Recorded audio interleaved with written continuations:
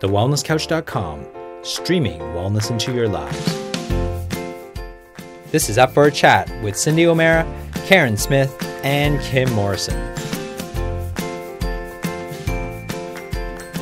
Here we are, up for a chat about the hottest topics that are important to you, inspiring you to awaken the change within. I'm Karen Smith. I'm Kim Morrison. And I'm Cindy O'Meara. And I nearly sang that opening just then, didn't I? I was just like, that was almost music to my ears. Oh my goodness. So this week, as promised last week, we have got the beautiful Tim and Ness with us again, where we're just continuing on our conversation around relationships.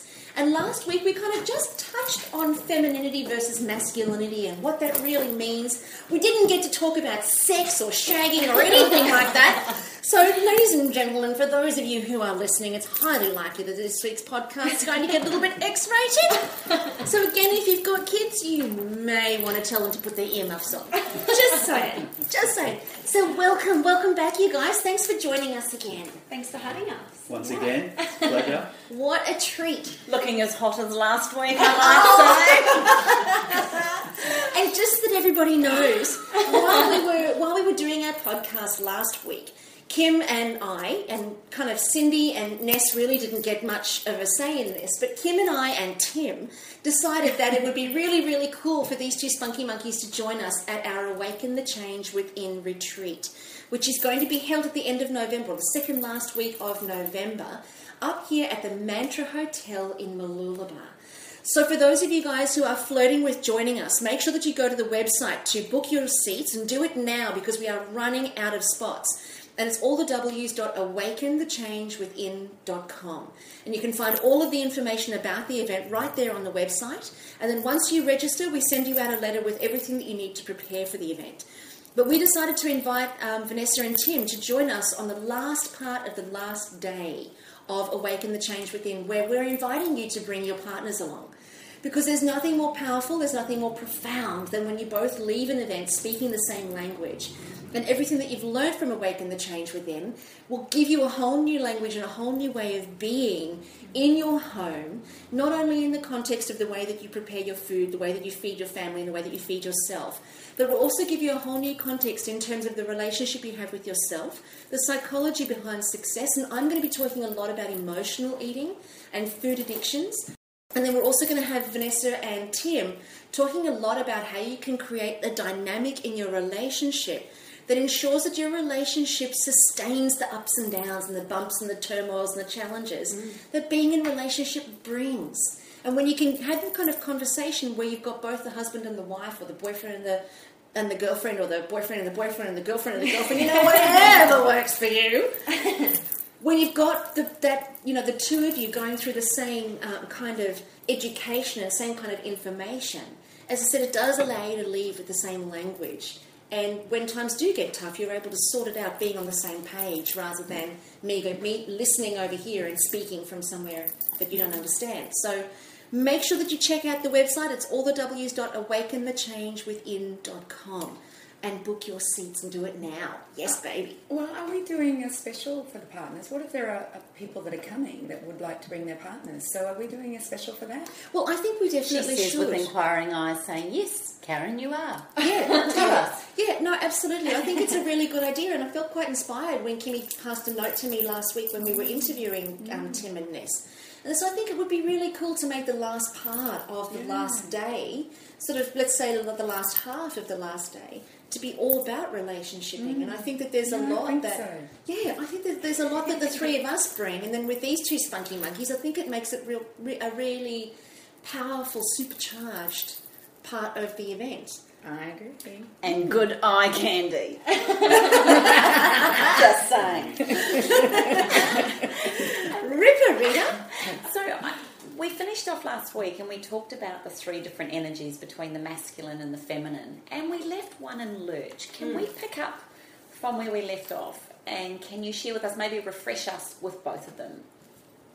So the masculine, let's refresh on that. Yeah. So you said that there were three days? So 3 rules. So what we like to teach and what our belief is, just a quick recap, polarity is the energy between masculine and feminine energies. We all have both energies within us, but we all are predominantly one or the other. Generally say 90 or so % of women are going to be predominantly feminine energy, and vice versa with men. Men are going to be predominantly masculine energy. Now, this isn't every case a little bit different, and you may be in a gay relationship, and that's where the energy is. There's still obviously a masculine attraction because you've still got the polarities and the energies going. Yes. And I mean, there are lots of people that I know who are in relationships, and the men are far more connected to their feminine side. And then there are others where the women are far more connected to their masculine side, and that's just their natural way of being. Yes, Yeah. so true. Yeah. And So what are the 3 masculine rules that we spoke about last week? Yeah, so last week, if for all you ladies out there, if you want to follow 3 rules, which we break it down and make really simple, the first one is to give freedom. Give freedom to your man. Allow him to feel trusted. Now, this doesn't mean he can do whatever the hell he wants to. Yeah. But No, that's correct, men here. That you are not allowed to do whatever you Can want. we just frame that a little bit more? There's a lot of women whose sphincter's just tight and a lot of men's who's just relaxed. Who says that? She does. She does. What the hell makes you think of a sphincter?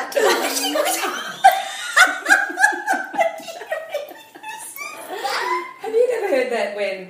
you know that one where does an eagle's sphincter tighten in a power dive? Oh my goodness gracious, who are you people? Keep going, Tim. So where was I? And does it? The sphincters. And freedom. This is so important because the last thing a man wants to do is feel like he's being controlled.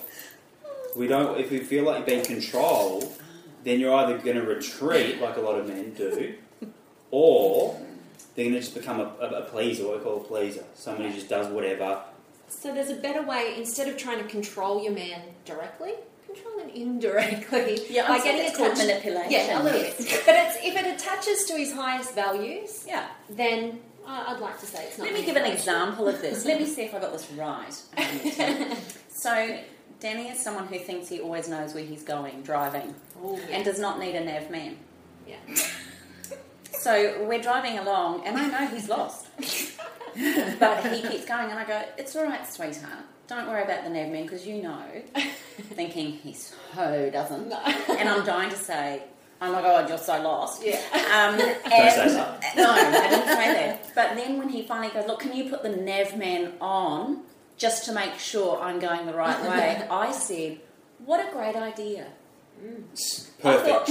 I thought, plus. I'm just asking for triple points here when I want to say, dickhead. Yeah. That was my thought at the beginning. And I told you so. I still wanted to say I told you so. Well, that would break the second rule, which is criticism. Okay. So, so the second Don't rule is don't criticise. criticise? Don't criticise, appreciate. Aha. So appreciate your man. If you want your man, and we talked about training, train your man with appreciation and praise through love. Because that shows that he's more likely to do what you want, so you can inadvertently train him to be a better lover, a better nav man. So with you. Whatever it is. Appreciate. Have I not mentioned this on previous podcasts? Our job is to train. I actually read an article, and it was quite hilarious, I have to say. So it was kind of tongue-in-cheek, but they were saying, think of your man like your puppy.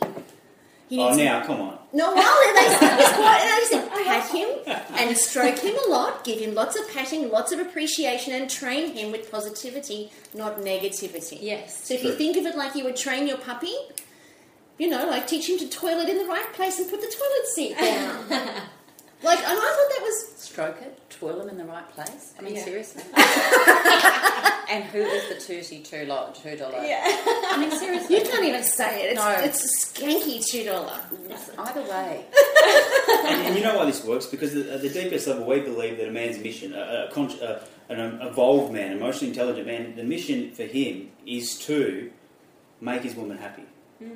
It's Happy not wife, happy life. And it's true. It's true. At the deepest level, if he's in touch with his masculinity, that's what he wants to do. And the way he can do that, he needs to feel successful. And how does he feel successful? Well, he's not getting criticised every damn day. He's not getting controlled every damn day. And the last one is... I just had a little point to make on that for any men listening, is that because men are so driven by making sure their partner's happy, and we as feminine women, we talk about all our different feelings. So I might say, oh, I just stabbed my toe. Oh, well, and he might do the same thing, but he thinks about it, but I voice it.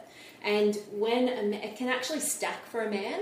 We as women don't tend to get that. We're like, well, we're just expressing a feeling. We're over it. Like, get over it too, you know. But it stacks for a man, and by the end of the day, and he's heard 20, 50 complaints, which are just us feeling through our feelings and voicing them, it can make him feel like he's not being successful in being your partner. And it's a really hard thing I've found most women to get their heads around, because we don't get it. We're like, as if it's got anything to do with him. He's not stubbing my toe. He's not, you know, being the bitch at work who's bringing me down. It's none of that. But and also men like to fix things. Like, it's like, exactly. fix it, move on. You know, like, we want to solve. Yeah, we want to solve. We want to feel Yeah. successful. If we can do anything to help our woman, we're going to do it. Yeah. Yeah. But in our mind, if there's 101 problems, Yeah. and there are only little things in the woman's mind that you move through and you feel through, it's not a problem. But for a man, if we were doing that, it would be a problem. Yeah. So we're going to want to solve it. And one this is thing at Yeah. a time. yeah, But yeah, True or true? true. true. Nice work, you. The last rule was openness. Stay open.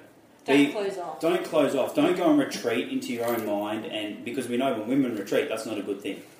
So stay as open as you can, and we realise So staying you're open is very saying hard. don't do the old, Sometimes. what's wrong, honey? Nothing. I'm fine. I'm Oh, fine. yeah. Or we know what fine stands Yeah. Well, Yeah. fuck everything.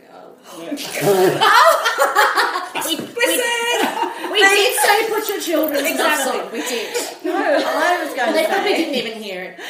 freaking insecure, neurotic and emotional Love it. is fine. Yeah. But it's true. I would say frightened. Or Or feelings feelings inside not expressed. Yeah, that's the one. Feelings inside not far expressed. more polite. More G-rated there. So if you're criticising and controlling your man, so you're not giving him the appreciation, you're not giving him the freedom, it's very hard for him to show the love that you want to stay open. Or be inspired to be the best possible version of himself he can be, and in the relationship. To make you happy, to feel successful, all those things that come with a beautiful relationship. So you want to try and stay open as possible. I have to give you a little funny thing that happened the other day. Danny's away a lot. And the way that we communicate and my appreciation to him is often I'll send him a text and say, Not often, all the freaking time. I text it to Is me. that a swear? Or did you just swear again? No, I didn't say that word. Like whenever I'm with her, and my husband, by the way, between Kim and Danny and my husband and Danny, there is a constant communication. Don't you think? and I did send Howie the wrong text the other day, so I'm telling him I wish he was home. No. I was very open. But he was, but I sent him a text and I just said, out of the blue, I just wrote, I so appreciate what you do for us.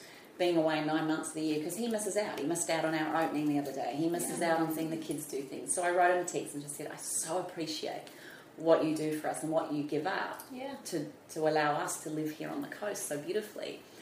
I'm not joking. Not only did I get a beautiful text back, but within half an hour I got a phone call from our pool man who rang me and said, listen, Danny's texted me and just said that he needs to make sure that the chemicals and the salt and everything's in the pool is okay.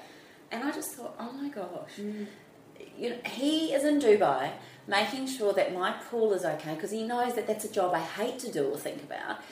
But I just thought, even being apart, you can still play a beautiful role of support and appreciation, and it's those little things that seem to matter. You know, it's the little notes. I just wrote an article for the Wellness Guys, actually, on springing into romance, and one of the tips I put in there is, you know all of these as far as giving, you know, a relationship a bit of a spring step.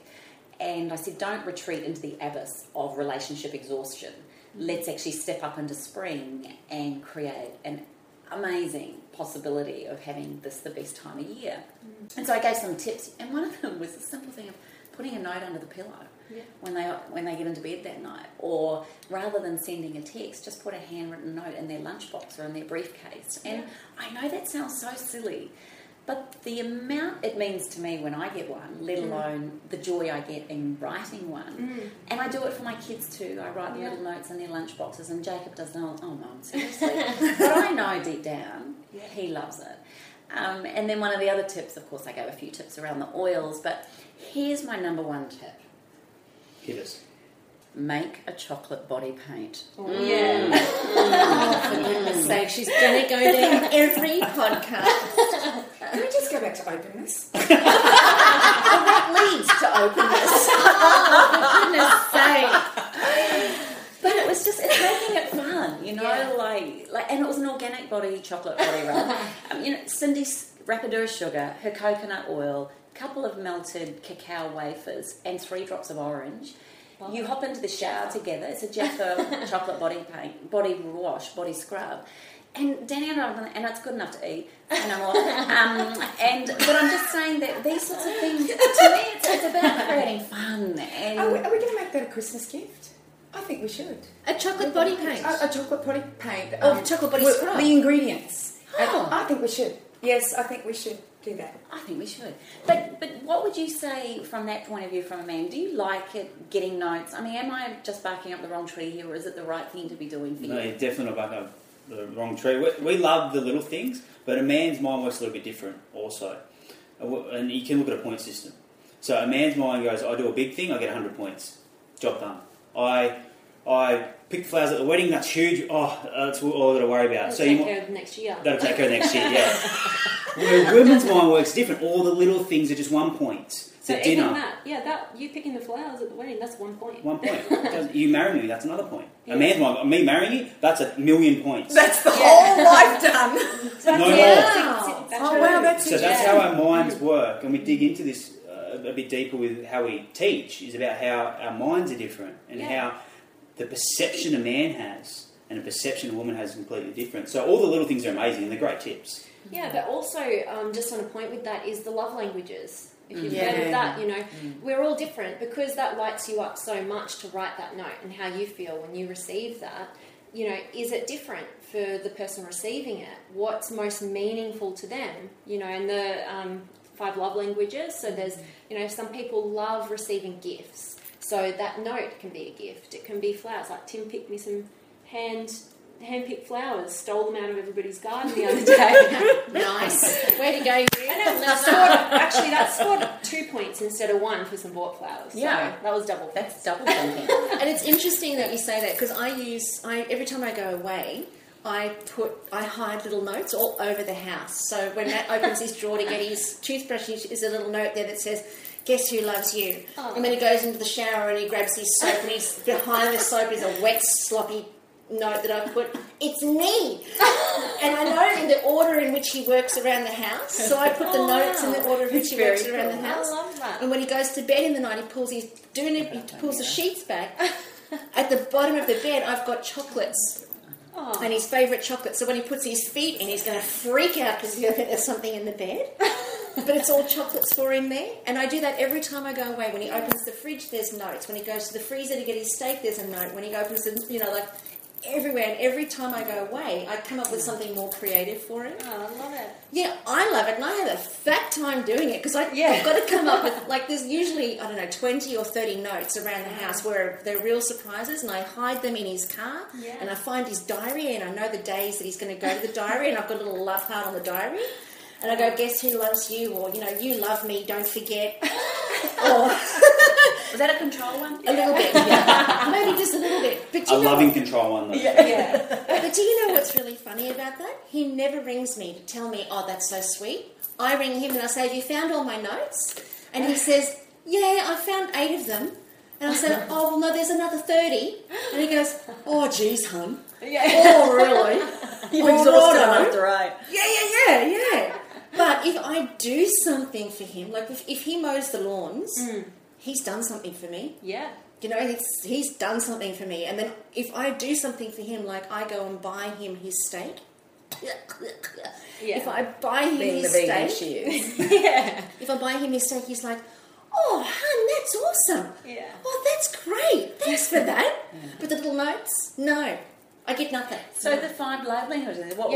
So he wants me to do something. So there's actions. Yeah, so acts of service, exactly. So that's mowing the lawn, and most men. This is a very big generalisation, but most men tend to want to do things because it's also interlinked to their building of their testosterone, so it makes them feel good. But when we fix things. When they fix things, yeah. So that's true. And then there is words of affirmation. So men tend to be gravitate towards those words of affirmation, appreciation, and physical touch. Physical touch, yeah.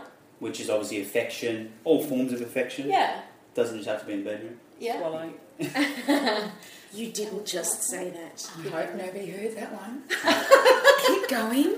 Hang But on, hang on, just to say the 5, because I know there's people that like to write this down. It's Gary Chapman's book, by the way, if Yes. you want to It get is. it. It's really great. It's brilliant. So, 5 love languages, so...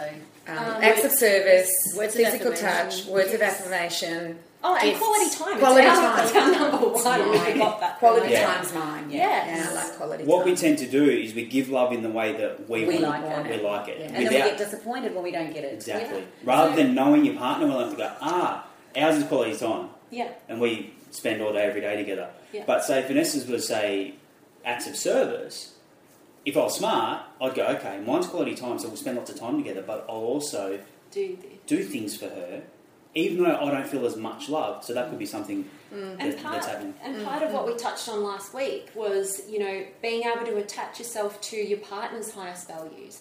But that's also what their love language is, and speaking their language. And also, we touch on a bit of psychology, which is really basic psychology and is really powerful, and it's a powerful tool that we use personally. I mean, we use all these tools, but it's the 6 human needs. So every single human being is driven by each of these 6 human needs, and the way that they use the top 2 of those dictate their entire lives. So we'll give you a run. And we can't take credit. This is obviously one of This Tony is Tony Robbins' human Robbins. needs Exactly. teaching. But he would have got it from Maslow's... Well, it's Maslow. similar. He grabbed a It's- few different Yeah. psychology teachings as far as I'm aware. There's no new Yeah. stuff out there, guys. No, that's exactly right. It's Yeah. recycled information, and it's how we say it. And And it's when people are ready to hear. yeah, too. and I might be a nutritionist that appeals to the way I say things to a group of people, but there'll be another nutritionist out there, and your relationship.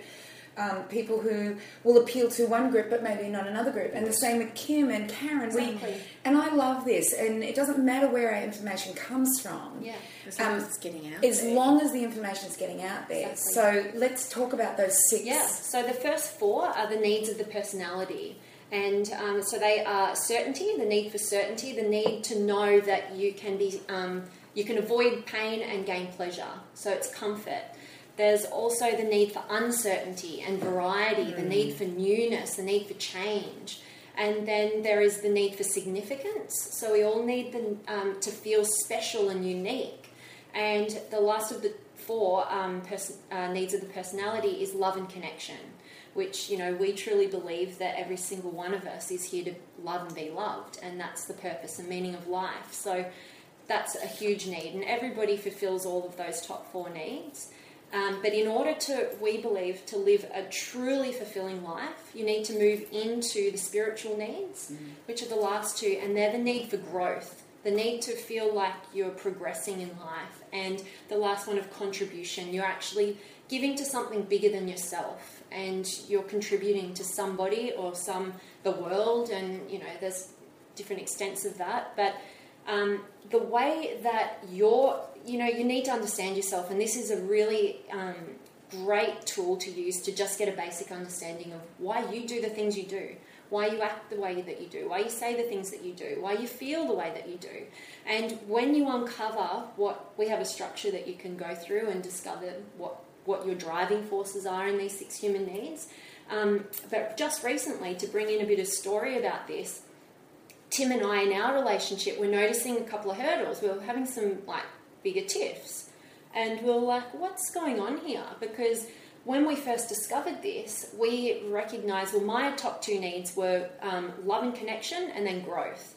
And Tim changed his top 2 needs, which you can do when you have a level of consciousness around it, to match mine, because that creates the most ideal relationship, most successful, easygoing. I mean, any relationship can be successful, but if you match your top 2 human needs, and they're love and connection, so that's above all else, above feeling like you're the most significant person in the world and you're right and everybody else is wrong, or above your level of certainty where you might trap yourself in a relationship that's unfulfilling just because it's safe, and above your need for variety, so you can't just stay with the one person. When you have that love and connection, that makes a relationship a whole lot easier. And then having a level of growth as the second one, you guys are going to fly. You know, if you're driven by growing and progressing and love, like that's an amazing combination to have for a relationship. And so what we noticed when we were actually running into these road bumps, we were like, hey, we need to reassess where we're at. We need to see what, like, I feel like my level of growth has come up above love and connection. And we thought Tim's need for potentially significance, because I was so driven in my self-development, and he felt like that was coming between us a little bit.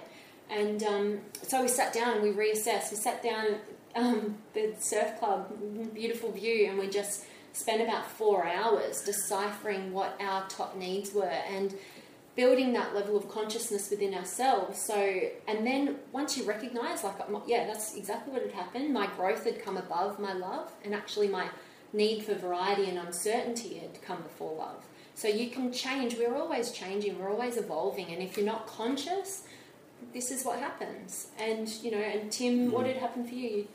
You tell your part. Well, I hadn't realised, but there's a test we put together and we can take. It's a bunch of multiple choice questions which you just answer, just basic scenarios through your day, because we're always looking to meet these needs, no matter if, you know, you're Indian, Japanese or Australian. It doesn't matter where you're from. You've got these need structures. The difference is how you meet them, and that's where the difference in individuality and our personalities come in. How you're meeting those 6 human needs. And what had happened with me was I had growth and contribution had never been at the top. But it had changed. And then when that wasn't getting met, my ego, also known as significance, would come in. And then I'd feel like we weren't making each other number one, so then the connection was getting violated. So all of a sudden, we were having these road bumps in our relationship, but we had the consciousness to sit down and actually work out, okay, what's going on here? If we want the end result, if we want that outcome of having an outstanding, passionate, driven relationship that always is growing, get through anything, which we do, we've got to sort this out. Because at any minute, we can be taking each other for granted. And that's no place to live. That's not where we want to live. And closing off from each other. And breaking and rules. not being open and not trusting each other and breaking all the rules. Yeah, and that's what had happened for me. Why I'd allowed growth to come before love and connection was we had had a couple little fights that I just hadn't quite... And they made me feel a little bit unsafe. And as a woman, if you feel a little bit unsafe, you know, you get the scary. disconnection. It's scary to have love and connection at your very, very top. And you choose that when you're unsure. So I'd gained my certainty and my comfort in growing me as an individual, because I know I can make myself feel better. I'm not going to rely on anybody, because that's my past self would rely on somebody else to make me happy. And so I'd moved gradually over to growth because it was a safer option to have as my top need. And when we were able to uncover that and recognise it, and recognise, hey, with what we're creating and the kind of life we both want and we won't settle for less than, we need to make sure that we choose to have love and connection up the top. And you know what? You have that knowledge. Yes. Whereas a lot of us in a relationship, we don't have that knowledge. You know, like we just do relationships. Just go about doing you just do what you do, and you know. There's no framework to even have the conversation. No, there is no If there's framework. no- I wouldn't even You don't know to know have the how to- conversation. You don't learn how to relate to people No. at school. And that's So what the we only should be learning. and the only place that we learn how to relate to people is through our parents. And if our parents have had an amazing relationship, well, we do. But if our parents have not had an amazing relationship, we're in all kinds of trouble. And I think most people have grown up in some kind of dysfunctionality somewhere, somehow. And we create these habits. So, you know, last week we were talking about, you know, you have habits or rituals that you do every single day. And I think about, I've been in a marriage for 30 years, and I think about what habits we've created that are not good habits. Yes. And we don't have the rituals anymore. You know, I snore, Howard sleeps outside the bed, you know, because I snore. That's so funny. I've just told the world. All right, the whole world knows. I don't snore. I don't notice you snoring. Nobody else notices me snoring, but he doesn't sleep well anyway. So anyway, I have slept with you and you don't snore. Thank you, darling. But apparently I do. And so he will move outside the bed, and then our morning routine is he'll be up at 4:30. He'll be gone, and then I'll get up from my swim. I'll be gone. We'll meet for coffee. We do meet for coffee, and we're in a really bad habit. Listening to what you guys were doing about last week. So, being somebody that, and I'm sure most of our listeners do not have relationships like Kim and Karen. They've probably got more like a relationship like me that is struggling, and I'm putting it out there. We're struggling. We're 30 years on. Our kids have all grown. We're home alone again. We've gotten into a habit, and here I am about changing habits, and I'm not changing my habits. So I think it's synchronicity, fortuitous. Perfect timing. Yeah. Perfect timing for you guys to be here, because I'm at that stage where I'm thinking, why are we even together anymore? Yeah. Even though we are amazing business partners, we are amazing parents. Yeah. We are actually really good friends for the most part, but we are not a good couple.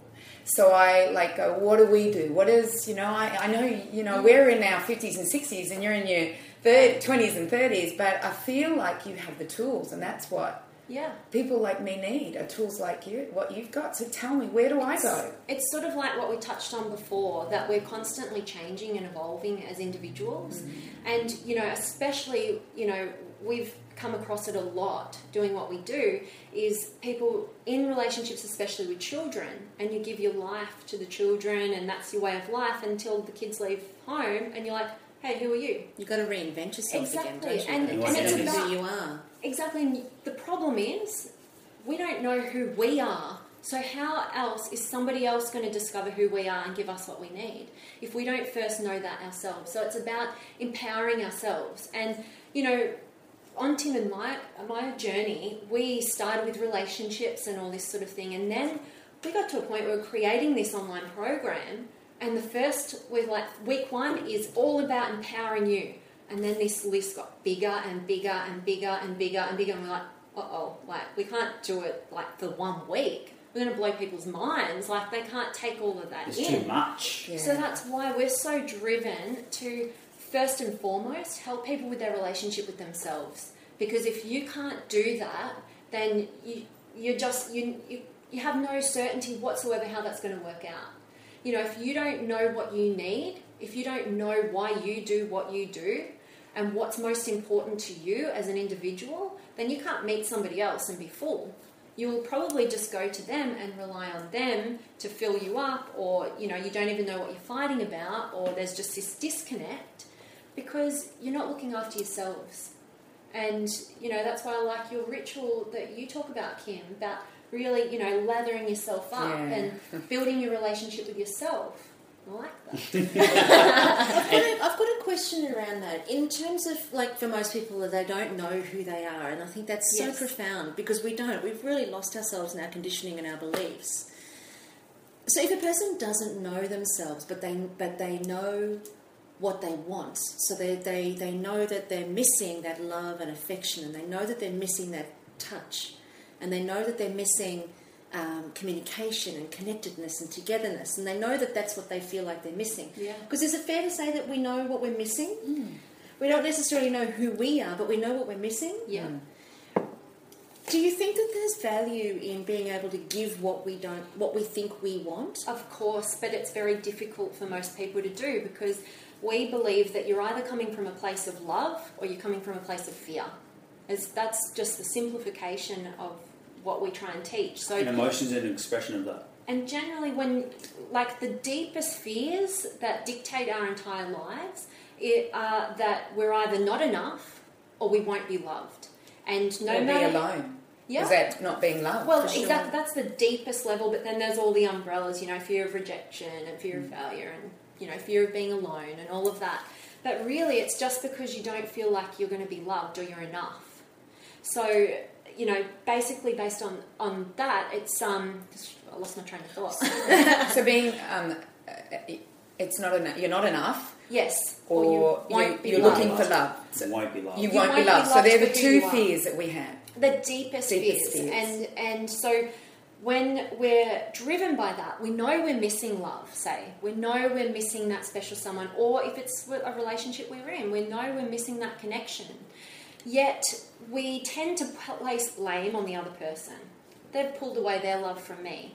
And I'm not going to give them what I feel I need because I'm in too much fear for that. Because that we makes read me into feel vulnerable. Yeah. So what we Which like won't to be enough and I won't be loved. we like to remind people that behaviour is not intent, and that every action or anything we say to our partner is either a call for love or an expression of love. So if you're getting any fear back from them, so if they're distancing themselves from you, or they're feeling the same, Or blaming. Everybody's waiting for somebody else to go first. So why not step up and go first? If you know what you're missing, if you feel I'm missing that love, step up and go first. And you're only going to break through it. It's crazy, it's scary, but if you can trust their intent, if you can trust that you once had that love, you once had that great connection, you don't think they're missing it too?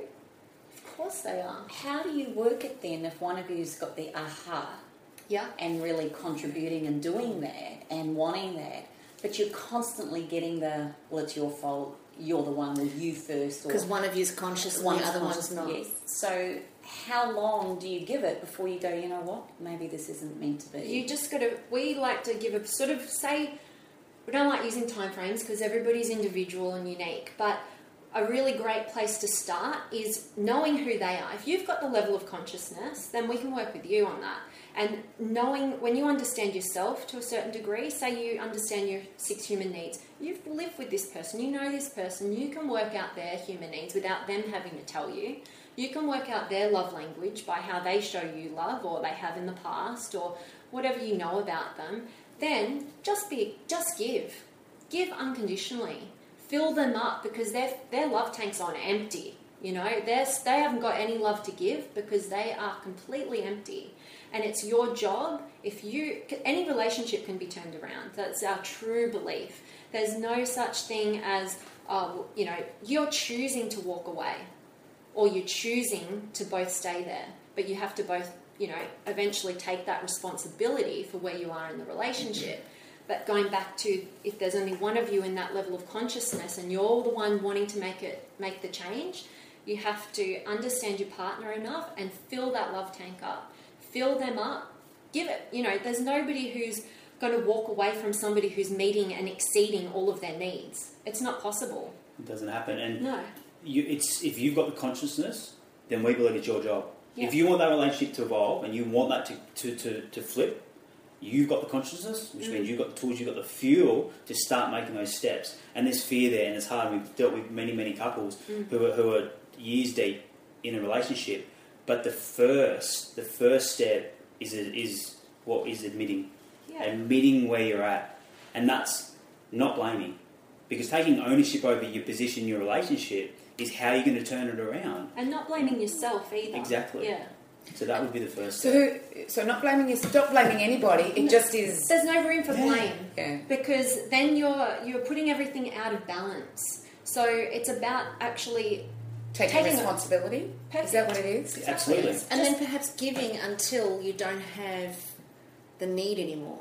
So it's like, the way that I'm picturing this is like, fill that person up, give of yourself. If you've got the consciousness, as you guys say, give of yourself and give of yourself until you until you feel that need's not there anymore. You might recognise another need and then give according to that need. And remembering that you're giving in their language, not your own. Yeah. Because otherwise it'll go unnoticed. And also, say you give and give and give in their language, in their highest values, what's most important to them. You do that for 3 months consistently, and you prove to them you're going to love them no matter what they throw at you, you'll love them through it.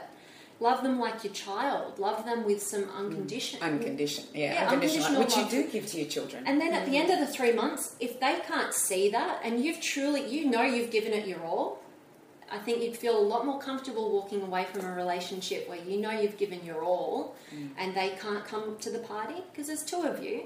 If you're both not willing to take some personal responsibility and decide you're wanting to move forward, unfortunately, one person can't make that happen. I think not doing it out of manipulation either. Of course. Like doing not it, giving to get. Yeah, that's it. Just doing it because ultimately it's going to fill you up to 100%. Exactly. So you are actually giving to yourself when you're giving to another person. Oh, yeah. And in that context, whether they give back or they don't give back is kind of not the point. Yeah. The point is that that's what you feel like you're missing, and by giving it to them, you're giving it to yourself anyway, because you get that sensation, you get that feeling. In fact, what a great teacher. Well, I think what a great teacher that would be, to have someone that's really hard to break through. Like I always say to the children, when someone's being really rude, or if they've got a teacher that's really challenging them, or someone that's, I go, wow, this is awesome. Let's do some human experiment here, and let's see if we can turn them around. Yeah. And if not, it's okay. But how much fun are we going to have trying? You know, and so they're both so bloody clever at it. The way they get through to some of their teachers, and they have a clever mother. Oh, yes. Like, you know, we had Kimmy's 5th birthday for 28 a couple of weeks ago, and I remember we were all asked, you know, what was our how we succeeded in business, and mine was my parents. You know, I felt my parents gave me an amazing start, and I then said, Kim is an amazing mother. She has rituals around her motherhood. She has. I just watch her every day, how she interacts with her children. So why was I going there, Kimmy? Just giving you praise, maybe? Filling the love tank up. I know. See, we fill each other's love tanks up all the time, and you know, and sometimes you do get it from your closest friends, your soulmates. You know, but that's what the point. Sorry, Dylan, I just wanted to say that what I love about what you're saying is that, because I do believe some relationships have come to the end of their soul journey, and that's okay. Yeah. And I think the key I just got from you then was that you have much, rather than walking away because you've thrown a tantrum, or because they're not giving you what they need, or stuff you. I mean, anyone can quit a relationship. Yes. Anyone can walk out. That's the easiest thing to do. The hardest thing is to challenge yourself in this. And I think what I've really got from you is, and what you said, Karen, was, you know, do it for you anyway. The gift and giving is such a beautiful Think about thing. how much you're going to grow as a person if you're able to break through and just show love when somebody else can't show any love back, so you're not getting anything in return. You've done that for 3 months. God, you are going to attract somebody pretty incredible into your life, and you're going to have an incredible relationship. A hot Italian But I think even just to take that a step further, imagine if you did that all your life. Wow. Imagine if you didn't just do that for 3 months. Imagine if that's the way that you related. Imagine if that's the way you approached every relationship. Of course. Is that it was never about getting, it was always about giving. Yeah. My husband said because that to me. then you're giving back to yourself all the time anyway. So you never be needy then. You can't give without receiving anyway. So one of the things that Danny said, right, and we've been together for 27 years. Wow, are you that old? Look good, don't it? It's 28.com. oh my gosh, you've been together 27 years. Soon it's going to be 28. OMG, imagine the party then. It'll always be 28 just so I can get the .com in. But the one thing that, you know, he said to me, and Danny has lost his way during our relationship, and probably I have as well at times, particularly when I became a mum. I just became this milk truck and server of all, and you do get like that as a mum. You do. You lose. You feel like you've just become this servant, and you do find, and you know, even little things like your children going, "Why are you late?" Or a husband going, "Is there no dinner? Are you serious? Is dinner on the table?" Yeah. Or, "Well, I made you a cup of tea. Where's your?" You know, like when you start for women who. We haven't even got to the women's 3 needs, but I'm imagining that one of those needs is to be loved, you know, or to be nurtured in a way, to feel safe in order to give. So, but what I was going to say is that one of the beautiful things Danny just said recently in a text to me is, you've never changed from the minute I met you to this, through everything we've been through. You have never stopped giving and loving me. And I thought, oh, that was the beautifulest. Beautiful. The most beautiful compliment. Go with that. We make up words. We do make up words. We make up words for a chat. There is an up for a chat dictionary. Called Where's My Mind? Never mind. But I think one of the things that I really learned from that is I can give. I love to give. You are an amazing giver. And I love to pay compliments to people, and I love to, you know, what my grandmother always said to me, one of the greatest gifts you could give is to reflect the beauty of another. And no matter when they're being really ugly, one of the greatest challenges is to turn that ugliness into a manifestation of beauty. And she's good at Yeah. And I've always seen it as a challenge. It used to Yeah. really hurt me. It used to really crush me. And I used to become this wounded little flower and think, why me, poor puppy? But then I went, oh, you just need love. Yeah. You know, like there's a cry for love or a cry for, or a Call for fear. love and an expression for love. But if you you do such a great job at filling yourself up. It sounds like you build a great relationship with yourself. And when you can give yourself love, then you've got it overflowing. You can give it to others. But if someone relies on the outside world to give them love, it's uncontrollable. And that's how their love tanks can be completely empty. So that's, like I was saying before. Does someone ever go through life then in a relationship? Like if, we've got friends in our networks that have got relationships like this and one is constantly thinking the other one's to blame. Do you think there's some lives just go unfulfilled? Of course. Do you know, like there is, no matter what you do for another, there's just sometimes the greatest gift you can do for yourself is to walk away from that. Yes. Would you agree that you should? Yeah, Some couples say they stay together for the children and... Yeah. What's your but when you look at that, absolutely yes. But then the deepest, if we look back at the human needs, and everything we do is for one or more of those 6 human needs. You look at an addiction, you're meeting 3 or more of those human needs. And once you understand yourself at that level, why would someone stay in an unfulfilling relationship? What need are they meeting? Certainty. The pain of leaving outweighs. As greater than the pain of certainty that they know what they're living in. Yeah. The better the devil you know, than the devil you don't. Yeah. So they need a certainty. Now, if you know that about yourself, you grow to a level where you know your human needs inside out, all of a sudden your life, you won't allow it to be unfulfilled. Because your growth, you would have expanded, you would have progressed. Okay, I need to give to my partner here as much as I can. I need to fill them up. If it's going to fill me up in the meantime, it'll be challenging at times. I won't want to do it at times, but if I value myself and I value my relationship, I'm going to do it. Then you would have grown so much that it's like, okay, like Karen said, you can walk away within yourself knowing I've given it absolutely everything. Like what you said, Karen, last week with the elastic band analogy. Once it's stretched and it just won't go back.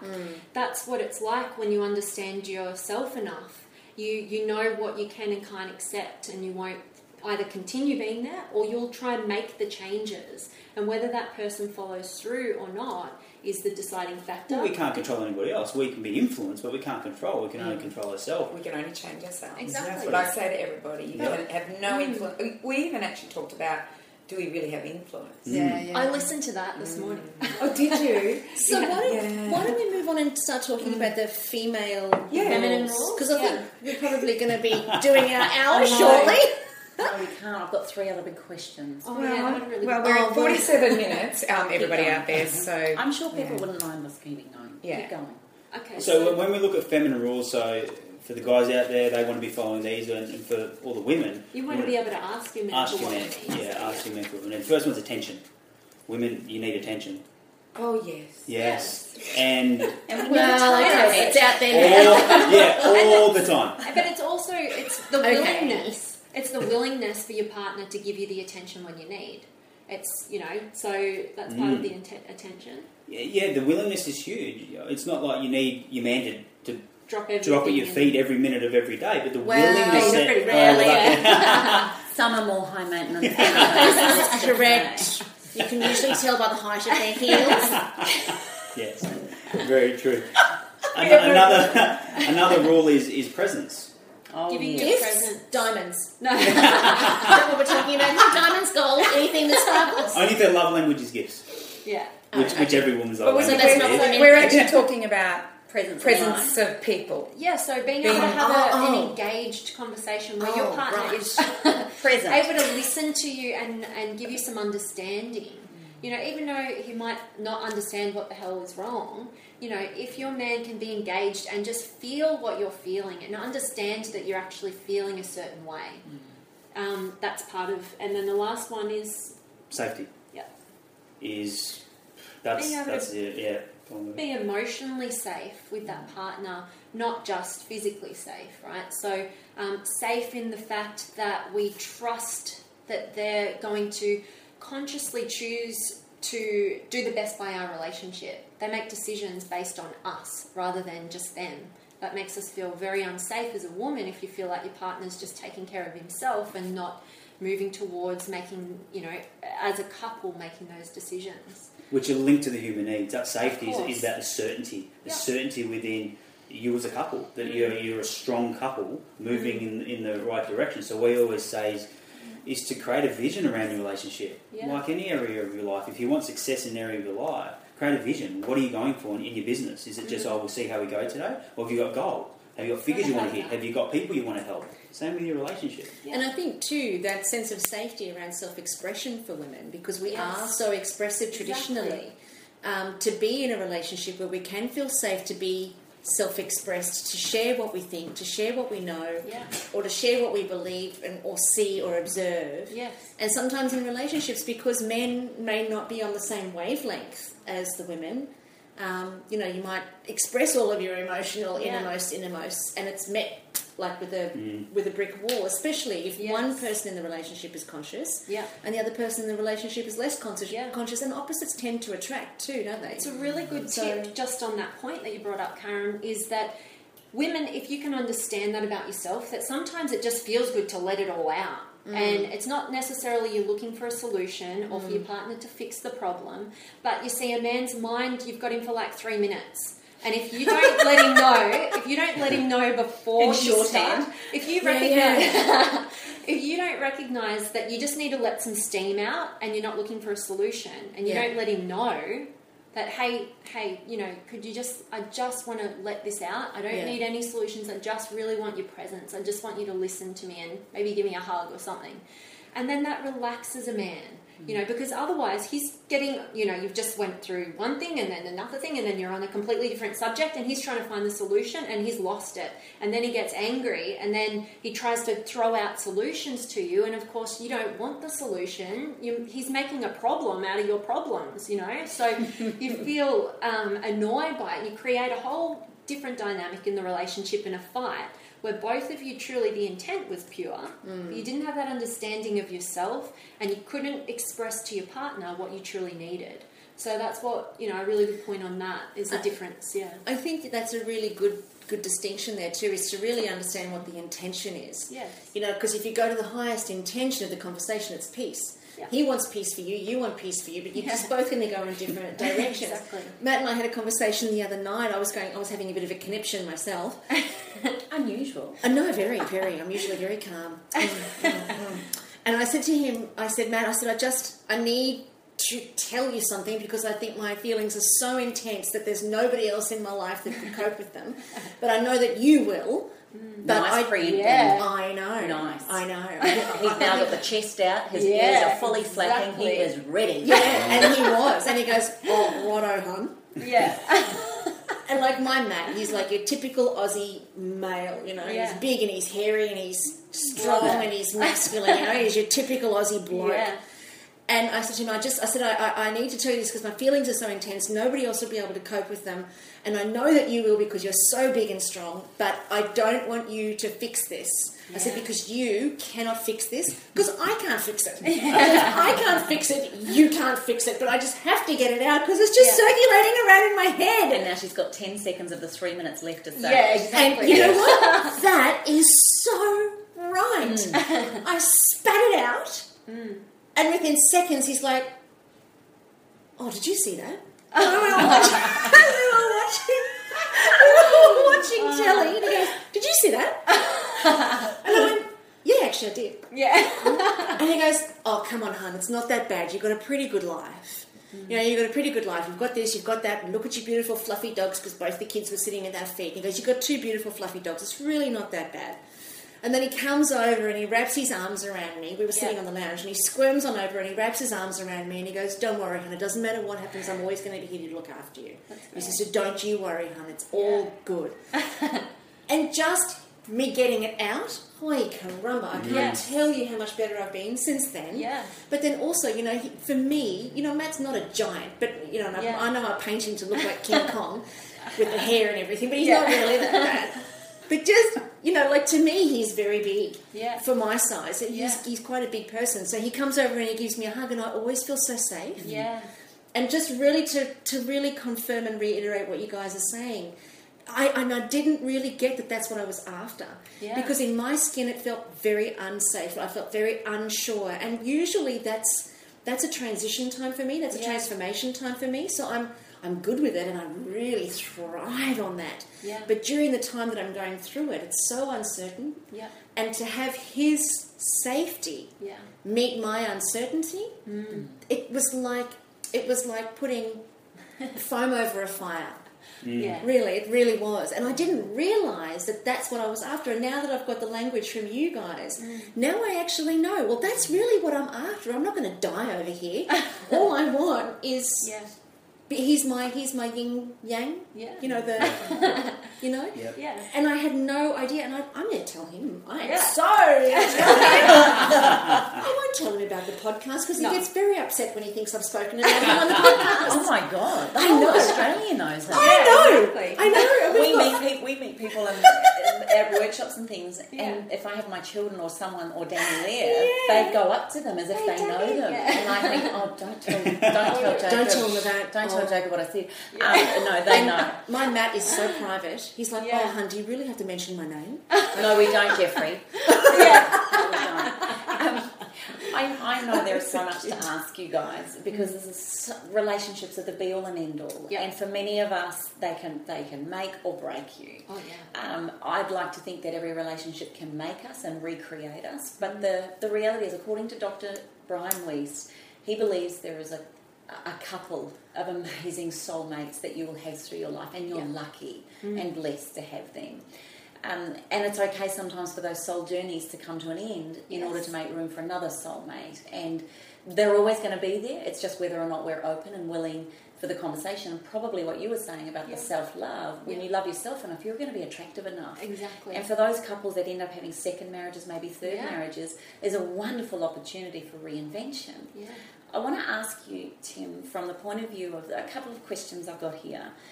Affairs. What happens? Why do affairs happen?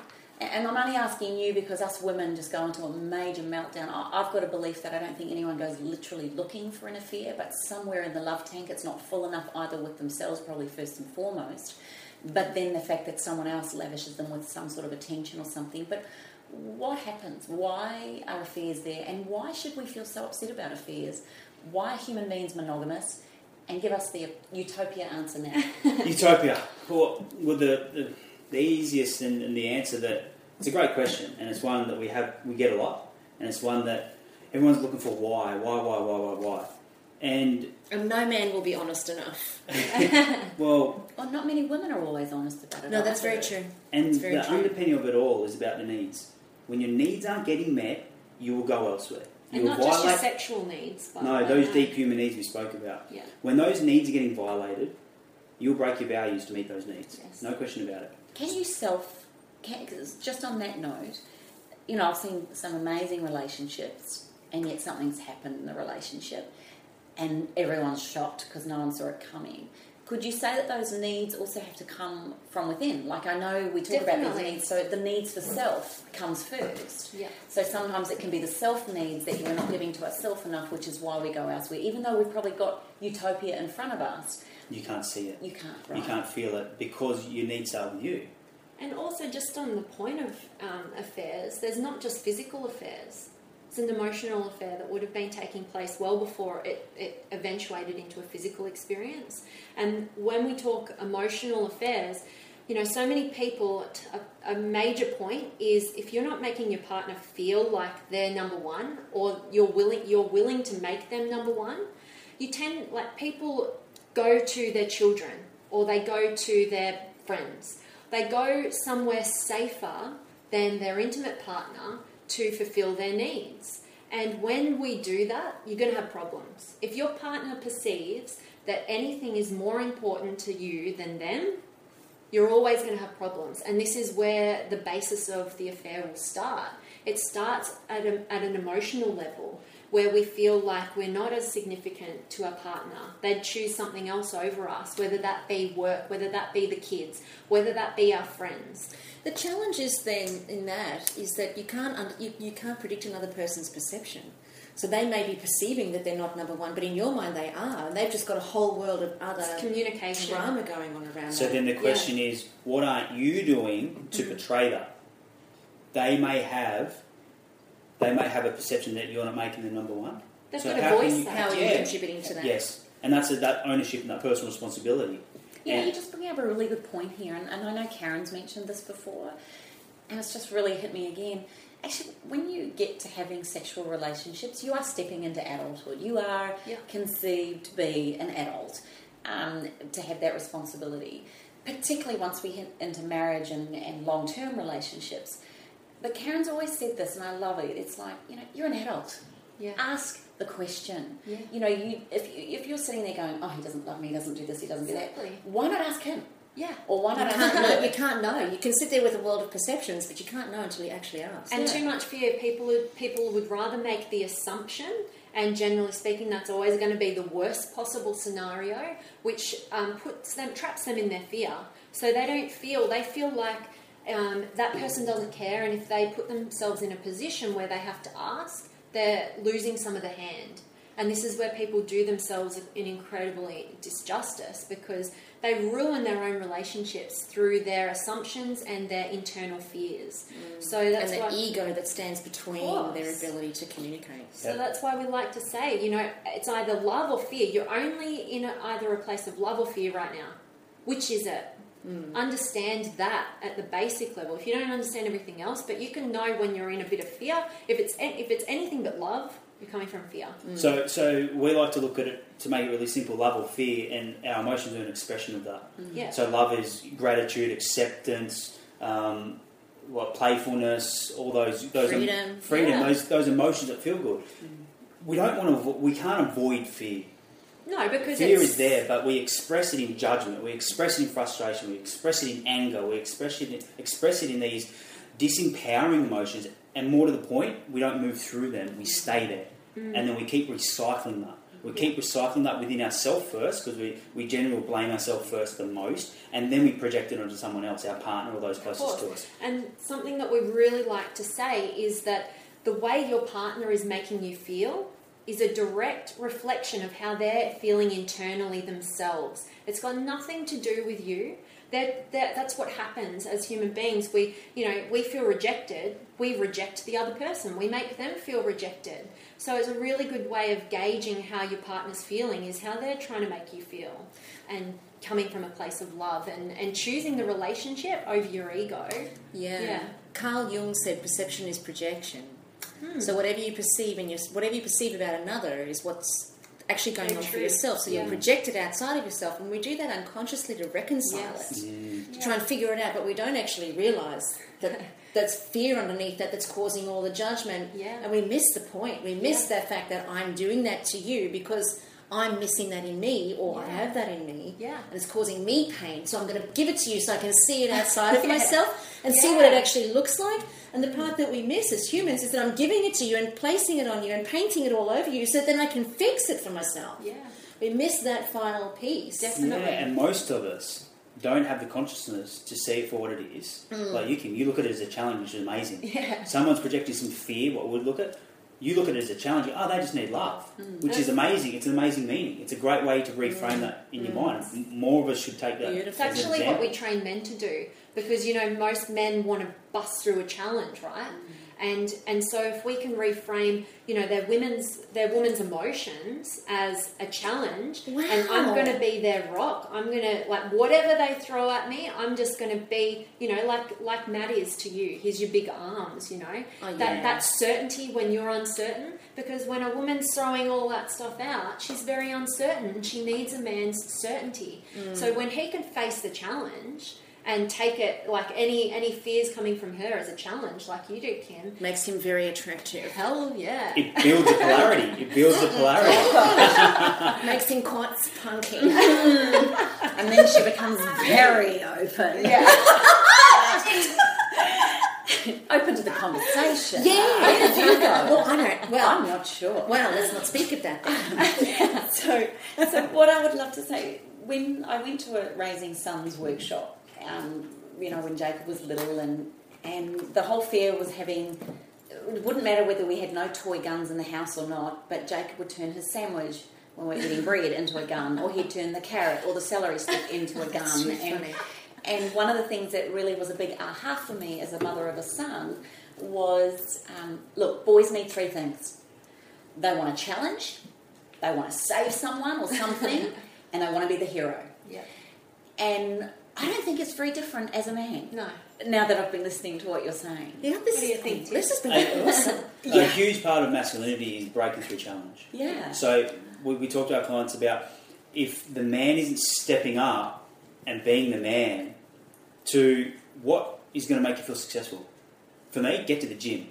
Go break through that challenge. Or go close a great business deal. Or go for a run. Or go and eat something that just energises you. Do something that makes you feel successful, because that's going to build your masculinity, which is about breaking through challenge. So it's so true. Men we want to break through challenge. Yet, because there's more emotion evoked in our relationship with our significant other or our closest friends or family, that's the hardest place.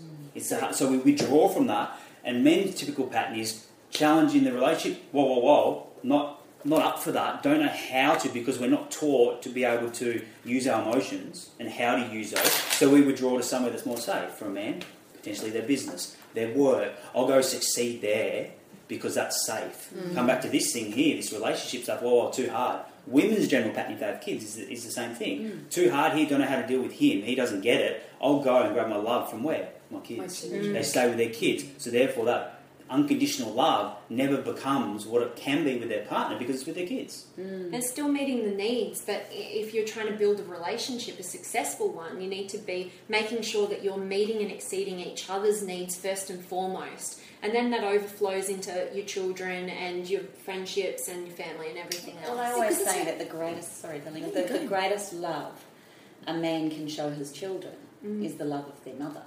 And the greatest love a mother can show her children is the love and respect of their father, whether they're together or not. Yeah. And I always try to say that to couples that have gone their separate ways. Yeah. And I really admire couples that have the power to not blame the ex or the past partners or the father. And even if the father or the mother is using the children as a weapon, which is an awful place to be for the kids.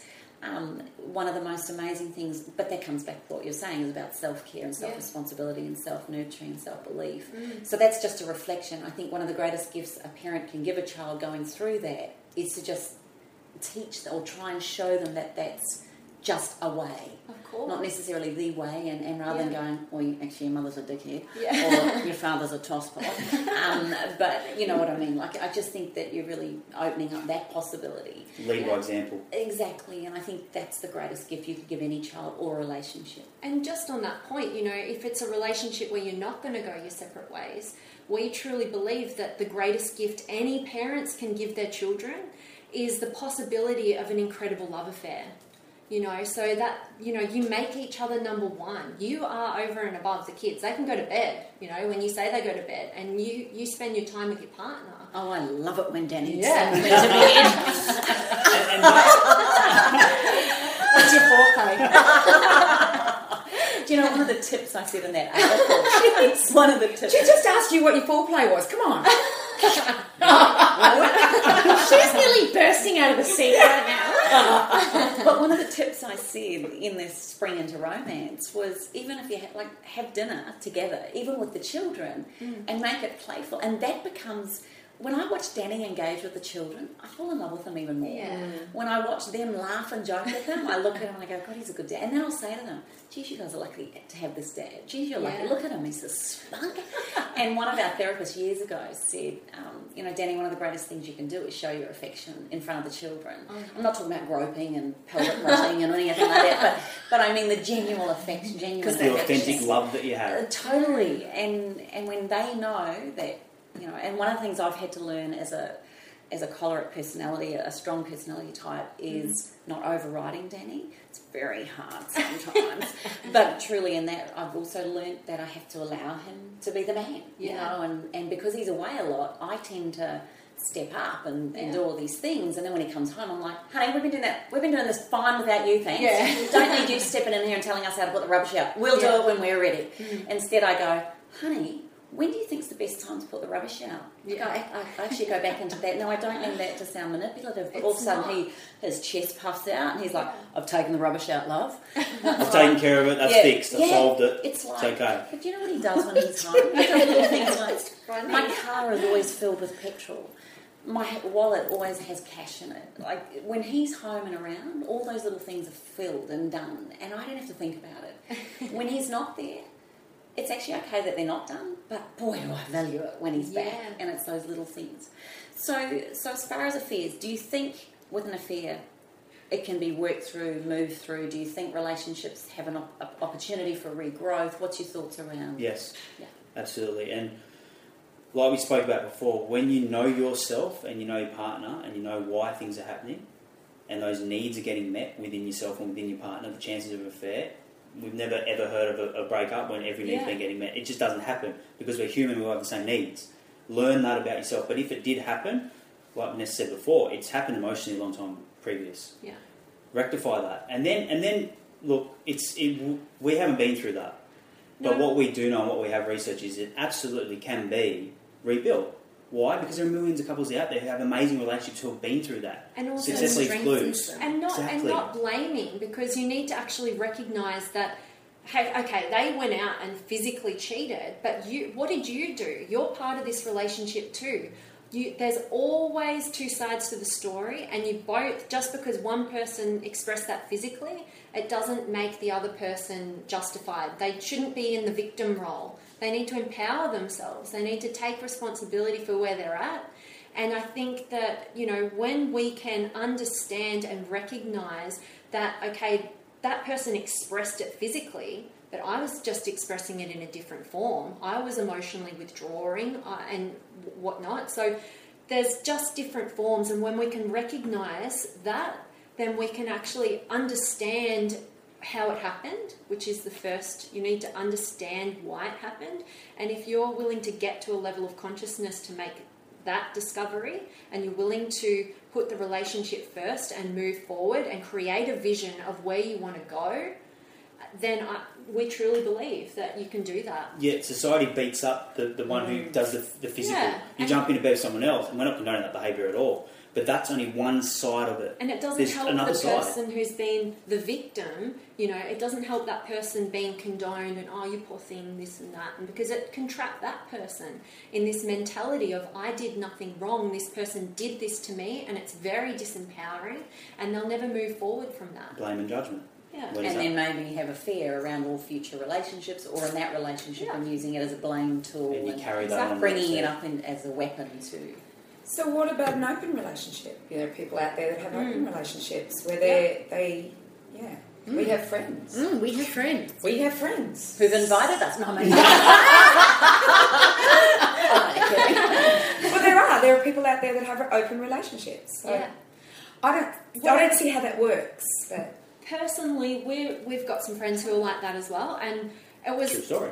Maybe it's the same friends. Let's not name them. Let's not go there. And when we first heard that, it was a bit shocking, but I think especially myself, I'm really, really open to anybody else's belief systems, and I actually kind of like it because I feel like I'm going to grow and I'm going to learn something. So I was just more interested. But I think that if two people, if that's right for them, and they can honestly say that is truly what works for them, then that works for them. We can't place judgment on everybody else. Not everybody wants to live in each other's pockets like Tim and I do. We're never apart unless we have to go to the bathroom or something. Well, then Danny and Kim don't even leave then. I know that. Lisa's mine. What's mine? What's yours? We're not judging that. Even when it... No, so there are some things that just need to be left to the imagination. You could learn from this. But the thing is that when your partner's needs become your needs, when you truly can make their needs your needs, because you're there for one another, and you're playing the game of who can fill each other up more, that's where the magic is. And, who cares how that forms? If that is an open relationship, if that is a monogamous relationship, if that is a homosexual relationship, however, whatever the form, it's still love. Exactly. The question about open relationships is fear keeping you open? So is the fear of going deep, real deep with somebody to a level that you may have never been to from an emotional sense, is that too scary? Too scary. Because a lot of people with the human needs will settle for connection. Because that's okay, we can connect with everybody on some level. But for love, for deep love, that's scary. Because there's more pain attached, there's more pleasure attached. And at any given moment, you can feel either. You can feel one sense up here and the other, of pain and pleasure. So that's the question surrounding open relationships from our end. But we truly believe that what's right for them as the individual, if it feels right for them in that given time where they're at, go for it. Because my only thoughts around the open marriage is it's great that you two are on the same plane. You might even meet another couple that are on the same plane. But let's say you dabble with someone who's not on the same plane and all of a sudden see you as their utopia. And then there must be a whole lot of different kind of scenarios going on. But that would be pretty hard. Everyone would have to be on the same level, I'd imagine. And you can't know really each other's real values. You can't. And maybe that's part of the thrill of it. You can't ever force somebody to go against their values either. So I think, we like to believe that like sort of attracts like. You sort of tend to end up with people who have the same values as you, just on a subconscious level. It just sort of continues to happen that way. But the growth can change. Tim, what's your thoughts? I really believe men have a big role to play as role models for our men our boys growing. A lot of men are damaged goods, and I don't mean that, and so women, I'm not saying it, but I'm just talking about from a relationship point of view that's been role modelled from a father. So what would you say to, say, a young man in his 20s that's had a father that was pretty awesome and then his world shattered when he was a teenager, let's say, or something happened when he was 10 or something, where his father just became a druggie or alcohol took over, or he died, or he treated his mother badly. Like, I just know from a boy's perspective, knowing that they want to be a hero, save someone and have a challenge, I've noticed men that are in their 20s and 30s that I'm getting to really interact with now, or couples that I'm marrying, a lot of their behaviour is based. And when I actually see that pain on a superficial level, or I'm watching it, I'm kind of like, oh, what's happened? Then I ask the wife or the partner what's going on, and they tell me about something, and it often comes back to the way or something their father did. Yeah. What would your advice be to a young man who's maybe had a troubled upbringing, or he's had a father that was a druggie or an alcoholic, or he died, or abusive, or like, how do we teach these young men to be men again? Can you say that in a few minutes? I can say in a few words. For me, that would come down to that you are good enough and that you're worthy of love. No matter what. No matter your history, what you've done or your what past. you haven't done, you're worthy of love. So it's about working on themselves. Absolutely. Because that's men, we beat ourselves up, and I know men and women are similar in that way, but men, I believe, beat ourselves up more than anybody. We're already beating ourselves up well before our partner can, or someone else. Why is this happening? We shouldn't be doing this. We should be more. All these questions, which is a load of BS. And for that young kid out there, or young man, and I can relate myself. My part of my story is I remember being dropped from a footy team and not being good enough and being told that, and I was a little superstar growing up. And the way I felt when my coach said to me, "You're cut," it came from nowhere. And the way I felt was shattered. I was absolutely shattered. And I was late teens, and all I wanted to be is a professional footballer. That was my dream. So I know what it's like to have your dream crumble in front of you and not know what to do. And I lay in bed and I had no idea what to do. This thing that I'd put on a pedestal, that who I was, my identity, no longer, that's not there anymore. I'm not good enough. All these questions about why, blaming myself for not doing A, B, C or Z, doesn't matter. And it wasn't until a few years later where I did some introspection, where I really realised, hey, I'm good enough. I'm just like everybody else. We're all worthy of love. We're all great as we are. Yes, we can grow and progress and become better. That's part of the natural journey of life, we believe. But that would be the message. Is, hey, stop the garbage that's going on in your head and start putting some good stuff in there. What can we do as a parent? this happened to Danny at 32. Yeah. Dropped from the New Zealand cricket team, or 31 he was. Yeah. But he heard it on the radio. Didn't even get Wow. the call.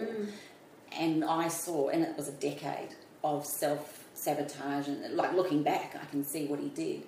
And obviously then hit rock bottom, and then has had to do a lot of introspection and work. To say that, you're saying you did a lot of work, and what made you do the work? Like, how did you recognise you had to do work? Because a lot of men are still puffed out like a peacock. And in fact, some men that get that then become even more of a peacock, and then it's stuff the world, stuff you, and then it's put downs, and it's like, then they want to pay back almost. So what made you go, I need to look in? What was that little bit?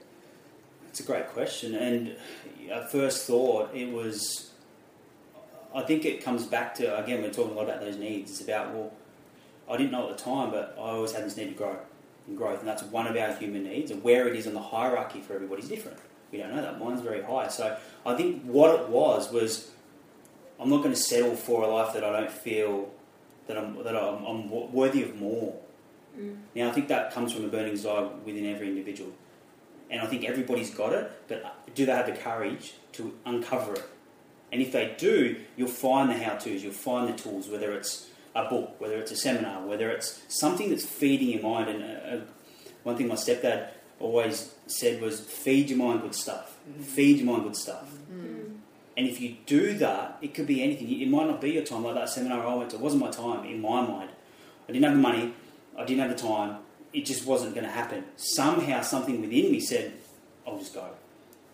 It got me in an environment where it allowed me to look within and show that vulnerability is actually a strength, not weakness. More accepting of myself, not blaming myself, knowing that I am enough as a man and as a person, and that I've got just as many gifts. I've got so many gifts that everybody can learn from, as we all do. So I think it's just an inner voice, and everybody has it if they look for it.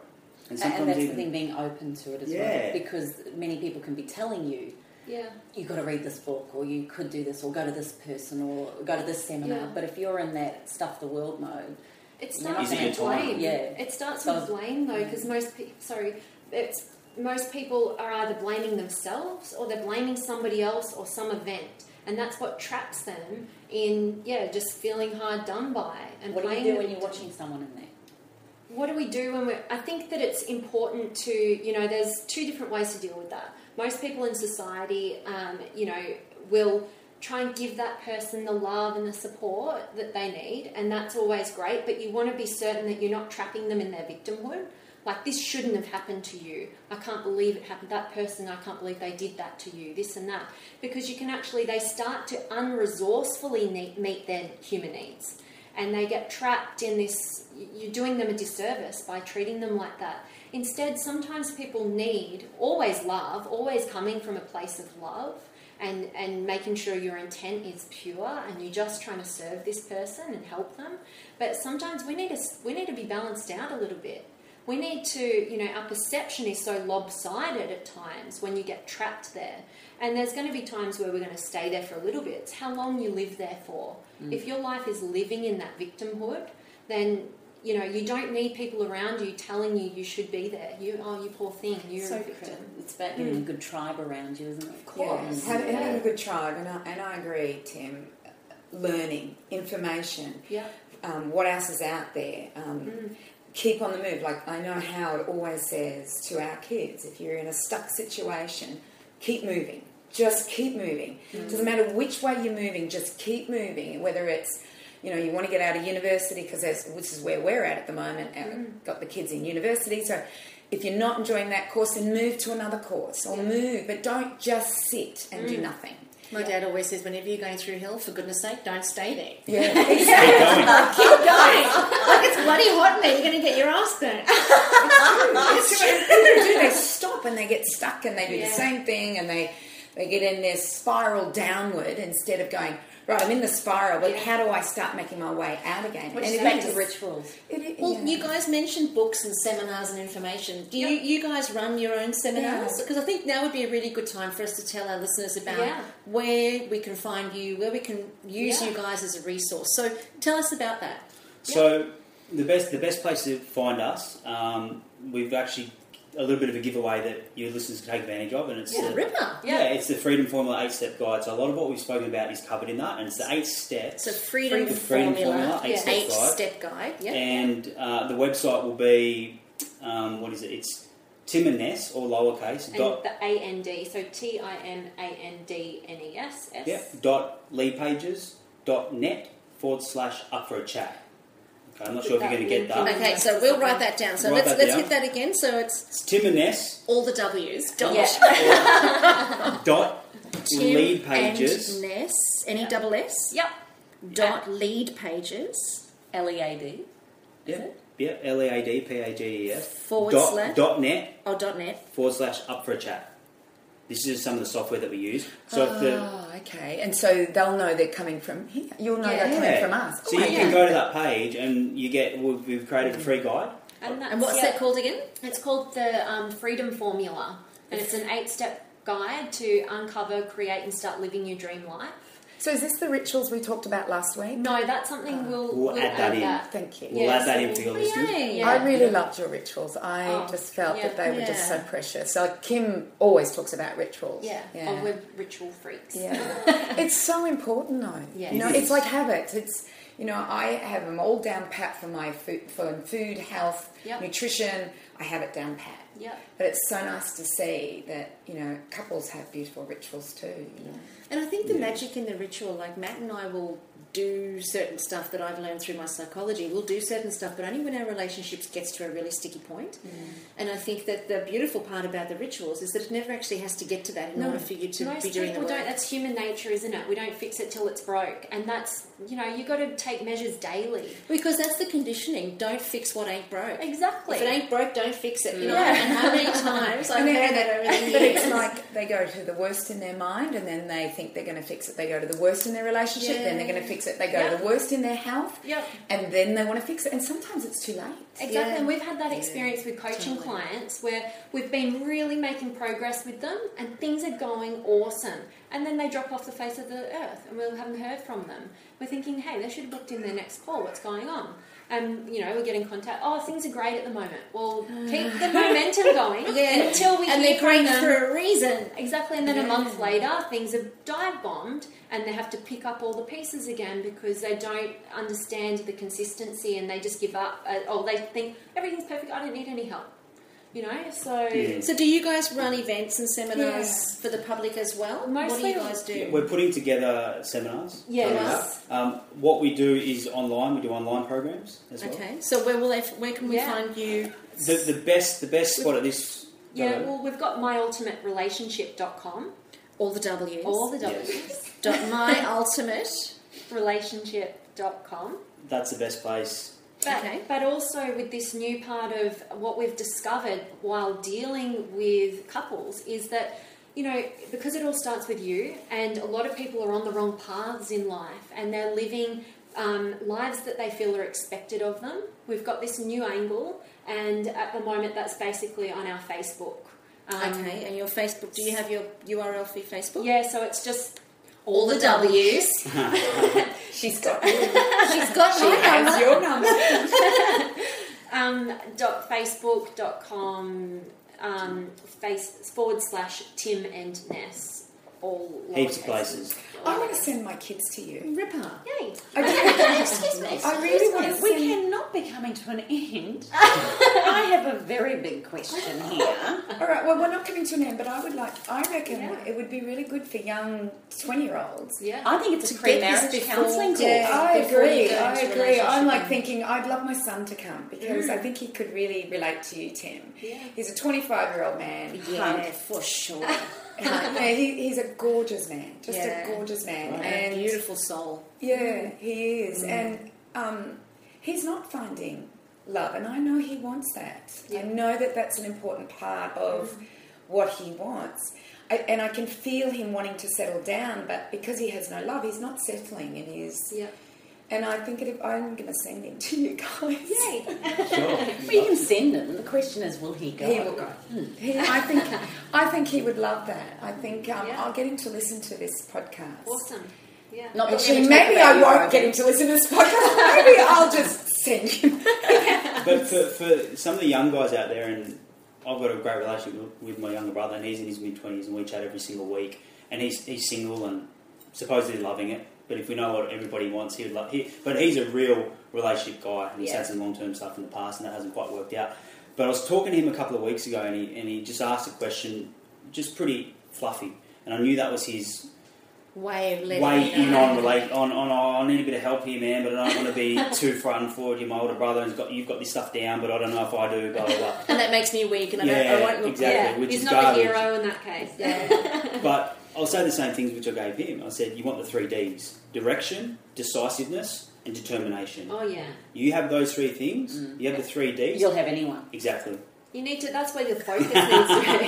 If you've got direction in life, if you're determined about it, and but women are so decisiveness. attracted to that. Of course. Women are So he attracted. won't need to go looking. He just looks after himself with the 3 Ds, and the women will What are come the three knocking. girl things? Beginning with The D. 3 girl ones, but I double don't know. Ds. That takes care of 2. I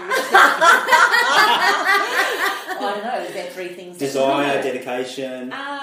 Yeah. Devotion. Devotion. Stop! What's your last question? All right. What's your question, What's sweet your girl? question? Go. Fire away. Oh no, here she goes. Oh, she's asking out a date. Oh, So, what's your thoughts around a quickie? And see, this was always going to happen. well, we had to go here. We but did, In we all did. honesty, What do you think his thoughts were around a quickie? Well, I want to ask him about gourmet. yeah, well, I'm getting there. Okay.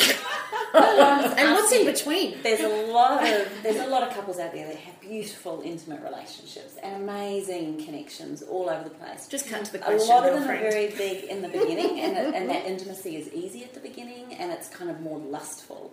Our counsellor, beautiful Jacqueline, always she thinks falling in love is actually the most dangerous and the most volatile place to be, and it's not strengthening.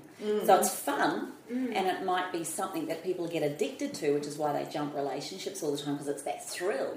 But in fact, her belief is the greatest, most incredible place to be in a loving relationship is once you get through that and become amazing friends. What's your thoughts from a sexual level? How is it when someone's tired? For a lot of women after they've had children, they just don't have anything else to give. The man then feels rejected, and then the woman then thinks, well, stuff you don't understand. And then if he's complaining, the last thing she wants to do is put out, because it's like as if I want to give my... And the other thing I want to put around there before you both answer... And that complaining makes them look weak. Oh, totally. It's not masculine at all. No. No. But my mother-in-law always said this beautiful thing, and you know, as a woman, a young woman, and I've said this to my daughter, you are allowing a man into you. And I'm not trying to say this in a funny way, but you are in a vulnerable position in that way, but you're also in an incredibly powerful place by being and who you allow to be that for you. And I thought that I'd never had it sort of said to me in that way, the control. A lot of women think that they've got to give sex in order to feel loved. But in fact, when you stand in the place of, I'm allowing you into that sacred space, what are your thoughts around sex and unity and relationships and maybe from a teenage perspective through to someone who's been married for 30 years? Look, for us, everything inside the bedroom and sexually starts in the inner world, in how you're feeling about yourself, how you're showing up, about your needs. How you're exceeding each other's needs. Because if you think about it, if there's no problem and your needs are each other's needs, and I'm not just talking sexual needs, I'm talking about your 6 human needs. If you're being fulfilled as a human being and this person fills you up and lights you up and you spend your lives just lighting each other up, you're always going to feel like sex. Doesn't matter how tired you are. It doesn't matter because you're there with that person. And you can't wait to contribute to one another. It's when you deny sex, it's not because you're too tired, is our belief. That's surface. I mean, there's obviously different, you've been in hospital for a week and you blah, blah, blah. There could be reasons for that. But honestly, you're not too tired. Your headache's probably going to go if you have sex. It's actually... And a quickie can become a long. Exactly. And the thing is, like Tim said, it's all about your inner world, which will affect your outer world. So it's your I think relation. you've got to have intimacy outside of the bedroom Of before you can course. have intimacy inside. Especially for women, because even for men, that's not, we need to feel safe. That's one of the 3 feminine rules. So when we have that intimacy, like you're talking about, outside of the bedroom, you're going to have mind-blowing intimacy inside of the bedroom. So it's all the inner world, and that's why we said, we don't just, we're not like sex coaches, just that's what we specialise in, because we recognise that every single thing starts in our inner world. Yeah, and part of what we teach around intimacy is a lot of people miss that the similarities will create the great friendship that we all want. It's the differences which creates the passion. Yeah. Yeah, we try and change our partners. We don't accept. We judge. That's not accepting. That's not our differences. We're not accepting our differences. So we wonder why there's no passion, because we're trying to make our partner be more like us, or do the things our way. So there's those little resentments because we feel unaccepted by our partner. And that's why we're so passionate about teaching people about the differences between men and women, and learning to deal with each other, not trying to make each other like the other person and assume why a man does that is the same reason a woman will do that. And I think that's where it all starts, because we don't have that knowledge of ourselves and our partner, or the differences in between the sexes. And then we make the assumptions, or we try and change the other person to be like us, which kills the polarity in the relationship. Because, like Tim was just saying, if you're just the same person, how friggin' boring is that? You've got your friend, you don't need another friend. You want a partner. And you lose respect for one another. Because, we really believe that the definition of respect is when you feel like there's somebody who can bring something to the table that you can't bring. So you respect that person, you value that person. If you feel like they're just bringing the same thing to the table as I can bring, and I can probably bring it better, you're going to disrespect that person, and you're going to kill the relationship. So it's about being conscious about all. And there's different stages of relationship. Obviously, that first sort of 12 to 24 months is that infatuation stage where things are new. That need of uncertainty, the spontaneity, the variety, it's all there. So you don't have to work at it. You don't have to put the effort in anymore. And hormonally, there's a whole world of stuff going on. Yes. For men and women at that point. So as time goes on, like anything, it takes rituals, it takes effort, it takes time. You've got to take time somewhere in your day and put a focus somewhere, even if it's a coffee date or, the last part of your day, or for us it's, that first 3 hours of our day. Whenever it is in your day, and that's where everybody's different, if you don't put focus there, it won't go in the direction that you want it. And think about the rituals you had in the beginning. What did you guys do in the beginning of your relationship? The man was planning the dates. Your oxytocin was skyrocketing with the anticipation of meeting one another. His testosterone was going through the roof because he was excited, he was planning, he was going to be successful, he was taking the lead. And that's what we lose. It's that whole, the date night. Well, we believe in the date night. It's not just, the date night. Yeah, we should make a date night. It's so powerful. And if couples do nothing but just put a date night in there, schedule it in once a week, the man takes the lead, he plans that, and the woman gets the anticipation, and she can fill him up and appreciate what he's going to do for her, then that will blow, forget everything else. Just take that one tip. If you want an action step, that one action step can create a completely different relationship in such a small amount of time. Yeah. And, it's a tip we gave a client of ours just the other week. We're on a call with him, and he was 18 years into his relationship with his wife, and he started just to turn things around, but his anniversary was tomorrow. He hadn't planned a thing. And that's what men do, because it builds their testosterone to do things last minute.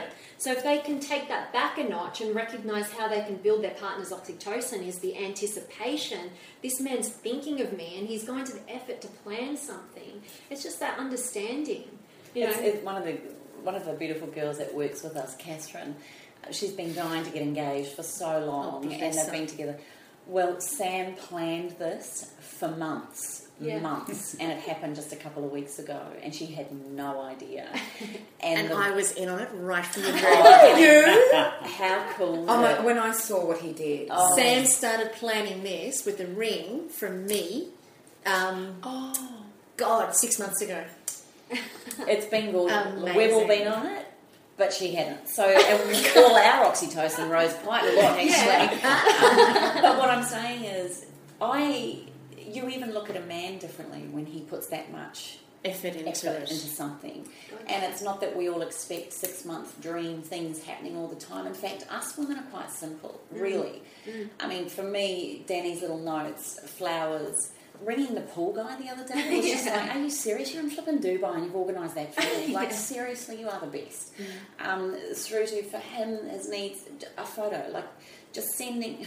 Not the photo that I sent my daughter accidentally to her instead of him. But you didn't. Taylor sent me a text back going, Mum, really? Mum, really? Like, it wasn't that bad, but it was just like, I just thought, make sure when you send technology that you have it to the right person. But anyway, but just little things like that. And one of my things, what I got from John Gray, Women Are From Venus, Men Are From Mars, the reason why I brought up the quickie was because sometimes we're so tired as women, that's our number one reason why we don't. But then when you actually say, all right, look, let's have a quickie just to fulfill your needs. It's not about me anymore. Let's just fulfill your needs. Yeah. And then they actually, the quickie can become a longing because all of a sudden now, it's actually not that bad. Yeah. And I always say that to women, just try and sometimes give of yourself sometimes in those situations. But they need to be conscious of not feeling like they're giving and that, they're owed something, which a lot of women can tend to get into that mentality of, well, I'm going to give you sex, but, you better mow the lawns. Exactly, mow the lawns. So it's about getting back into a mentality in your relationship where you're both contributing, and that's where it's coming from a pure intent, not giving to get. It's like what you're saying is just contributing to your partner, and then it becomes you just want to give and give to both of you, and you fight over who's giving. So Cindy, I'm going to set a challenge because we need to wrap up the podcast because we've been going for an hour and 40. Oh my God. So I'm the timer, I know, but the conversation was so amazing. Yeah, so compelling. But I'm going to set you a challenge. Yes, darling. I'm going to do it if you do it. Okay. I'm going to have a conversation with Matt, and we're going to do a date night. Yeah. And Matt has to organise it and do all of that stuff. I'm going to get myself all dressed up. Will you do the same thing with Howie? Will I do the getting the date night together? No, he's got to do it. He's got to do it. We're both at the we challenge never and do say, date nights. We've never done date nights No, either. we've never done that. And I think that would transform our relationships where we get together and we go out somewhere. He's got to take the lead like these guys have said. We say we want to have a date night and that's going to make our relationships better, and we'll just say you'll get sex at the end of it, and that will be the incentive. So he's got to set it all up and make it really nice, and we get all dressed up and make ourselves really nice, and then we go out and we have a dinner and we don't talk about work, we just talk about each other, or we talk about whatever we want to talk about, and there's no pressure over Why that. can't I? No, well, you can do it too, but Danny, Well, you can do it on a Skype meeting. Yeah, you can have a Skype date. Have a Skype date. But it's just because, You're going to see him on the 2nd of December. You've got, Counting. But it may just be the beginning of a change. I don't know. And for me and Jeffrey, Matt, I call Matt Jeffrey. She hasn't got 2 boyfriends. It's just one. I call Matt She just Jeffrey. confuses them. Yeah, I call Matt Jeffrey. It's a whole other conversation, it's a whole other podcast. But I think that would, because, our relationships are really great, but they just go on and they do what they do. It's kind of like it's got a life of its own, but it would be really good if it had a conscious life of its own. I agree. It's you know what? We always talk about conscious eating. It's conscious relationships. Exactly. Yeah, let's do that. Let's do that. All right, you're on. You're on. Ready to go. And we'll hold the girls accountable. Yes, we'll Yeah, check it out. by the retreat, by Awaken the Change Within, let's see what they've done. Yeah. Okay. And let's announce it on stage. Yeah. All right, well, God, I'm going to have some serious conversations with Jeffrey. He's just going to... But you know what? What a great contribution to all of our relationships to have this. Yeah. Let's try. Let's give it a whirl. It's been amazing. You Thank guys you. are truly inspirational, and you've come right at the right moment. Really you have. I wasn't... Vanessa and I have been talking for a while through email about having her on the podcast, and so... And she manifested it. You manifested it. I obviously manifested it last night. Yeah. Yesterday. No, long before. Yeah. But so thank you. And thank you, Tim, for coming and being with us. You great hunk of spunk. Let's just say now he's not only hello Thank Christmas. you guys, you've filled him up so much. I don't know if I need to. He's got so much love overflowing. I'm feeling pretty good. Well, he's Good Friday and Easter Sunday. Absolutely. And New Year's Eve. All Stop it. it. So go to our Facebook page at allthews.facebook.com/up-for-a-chat and post your comments about today's podcast. Also, feel free to send any questions that you want us to ask Tim or Vanessa, but also make sure that you visit their website. And I'm going to tell you again. Well, actually, look, I'll tell you Let's put it on the. We'll put it on. Yeah. We'll put it on our pages We'll as have well, so that everything you guys for it. can track them down. It's just a quick link. You can also post your comments at allthews.thewellnesscouch/up-for-a-chat. And what did I just say? thewellnesscouch.com. /up-for-a-chat. See, I just, I lose myself sometimes. I don't know. She's already in the date night. What's my name again? Never mind. Whatever you want it to be. That's why she calls Jeffrey or Matt. So join us here next week on Up for a Chat and become part of the ripple effect that's changing the world. We'll see you on date night.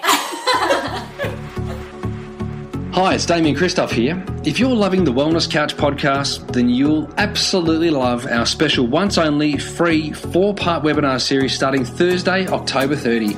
Join me and my Wellness Guys co-host, plus Marcus Pearce from 100 Night Out and Inside the Champion's Mind, as we dive deep into the hot topics of wellness over 4 consecutive weeks. Brett Hill will kick us off by showing you how to be fab and fit in 5. I'll be presenting What the F and discussing the big bad F words when it comes to food. Lawrence Tam will leave you inspired with a magnificent mindset, and MP will reveal his 10-step formula to mastering your life. These webinars are absolutely free and they go for an hour each, and they take place every Thursday night from October 30 until November 20. To get access, you must sign up, so simply go to www.thewellnesscouch.com or check out The Wellness Couch on Facebook. Whilst the Wellness Couch presenter endeavour to provide accurate and helpful information to their listeners, these podcasts cannot take into account individual circumstances and are not intended to be a substitute for health and medical advice from a qualified health professional. You should always seek the advice of a qualified health professional before acting on any of the information provided by any of the Wellness Couch podcasts.